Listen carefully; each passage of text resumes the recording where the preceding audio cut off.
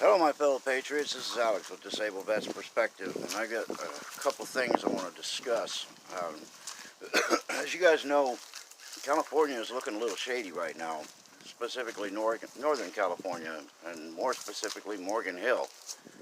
A few things going on up there that are what some of us might call red flags. You know, like the red flag laws, but this one here is affecting everybody. And I just have a nasty feeling something's about to erupt, and it concerns me deeply because my wife in 1 week, or actually Tuesday, will be heading to Monterey, California. So she will be potentially in the thick of this. But what's going on out there that has me alarmed is this PG&E deal where they've decided to kill the power for residents. And the interesting thing is it just kind of looks like residents from conservative strongholds in California. You know, the Morgan Hill area, the Northern California region, you know, the place where the Camp Fire ended up, and where a whole bunch of the conservatives that would be resisting the liberal movement happen to be displaced and dehomed, so to speak. They lost everything. And, you know, that fire has way too many questions. How can a house burn to the ground with all the trees in the yard around it completely untouched? That kind of stuff. Look up the videos. Don't just hear it and go, well, that just sounds weird. Look them up, because it's right there. You can't miss it. I mean, a whole house completely charred down to its foundation. Most of the appliances just damn near melted, and all the little trees that were off the front porch and all that are completely untouched. Figure out why that happened. But what they're saying with this now is they're saying, oh, it's to prevent fires. We need to kill this power to prevent fires. Well, there's two more things that are going on that I don't think have much to do with fires, but, you know, I'm not a genius, so I don't know everything. But they have imposed a curfew. So people that are in the areas where the power has been turned off have a curfew. They can't go out after dark. They're saying, oh, if you stand in your yard or if you're in a car, then you're okay, but if you're walking down the street, then that's a problem. And they are arresting people that are being caught out at night. So their excuse for that is, we want to prevent crime. So we are forcing people to stay basically in their yards or in their homes.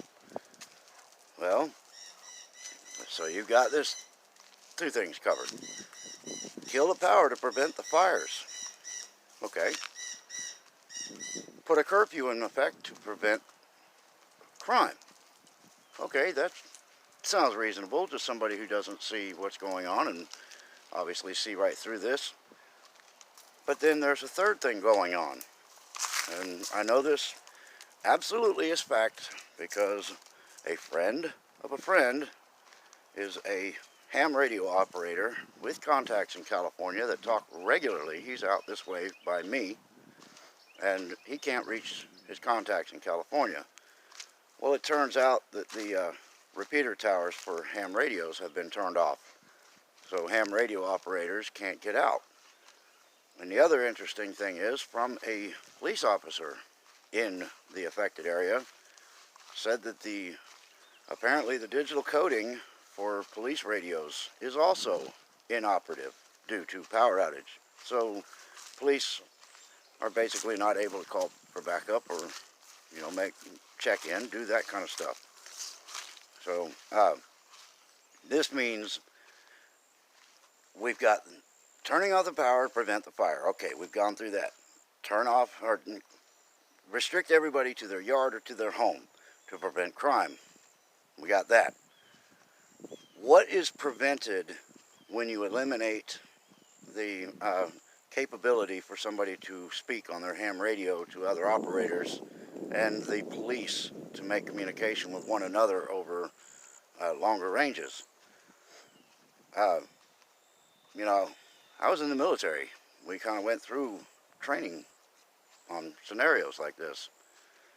If you want to take out a resistance, then the first thing you do is you kill their power. Then you restrict mobility and you cut off communication. There are 3 checks right there. 3 checks. Something big's coming down. Next Friday, I'm just about willing to bet my firstborn on this one.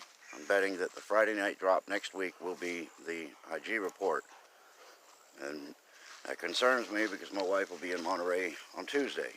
And we know that the left is frankly becoming psychotic. Everything they're doing right now is just almost beyond crazy. They are out of their minds. And the only thing they have left to do is an event. And we've talked about an event on this channel, on other channels. It's no secret. Every time something gets ready to come out, a twin foxtrot happens. And that's a FF. We know what FF means, and we know we have to speak in the stupid code, because if we don't, then YouTube will just turn off our video and nothing will get out anyway. So we know that every time a big chunk of information that could incriminate some of the psychopaths that are trying to destroy this country, something big happens. And my concern is that the next big thing could be California.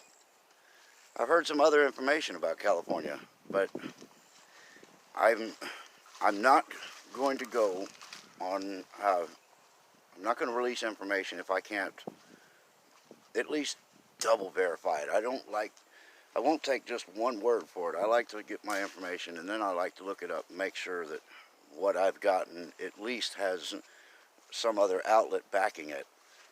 Right now, there are things going on that I can't verify yet, but I do have some contacts in California still.